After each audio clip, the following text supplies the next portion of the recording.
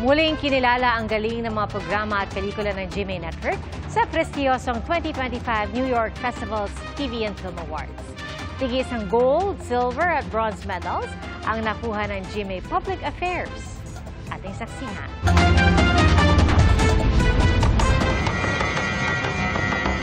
Sa ika-4 na sunod na taon, ginawara ng gold medal ang The Atom Araulo Specials sa 2025 New York Festival's TV and Film Awards. Ngayong taon, para ito sa Documentary National Affairs category. Sa episode ng Pogoland, tinalakay ng mas malalim at detalyado ang usapin tungkol sa kontrobersyal na Philippine Offshore Gaming Operations o POGO.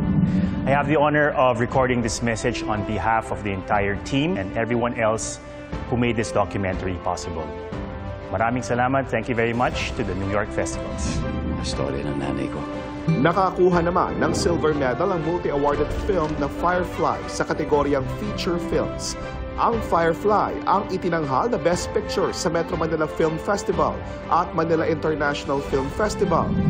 This is the first time that our film has been recognized in the film category of the New York Festivals, so this means a lot to us. Thank you for celebrating films, and thank you for celebrating the stories of Filipinos with us. Tinanggap naman ng kapuso mo Jessica Soho ang bronze medal para sa Documentary Environment and Ecology category. Sa segment na Minahan sa Homonhon Island, tinalakay ang naging epekto sa kalikasan at tao ng malawakang pagmimina sa isla sa Eastern Samar.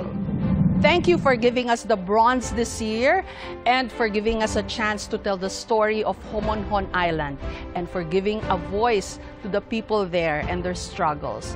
Mabuhay New York Festival! Ginawara naman ng finalist certificate ang flagship newscast ng GMA Integrated News na 24 oras para sa special coverage ng Super Typhoon Karina at Habagat noong nakarang Hulyo. Gayun din ang Los Sabongeros sa Documentary Investigative Journalism category. Ang GMA Network ang Philippine network na may pinakamaraming nomination at awards sa New York Festival taon-taon.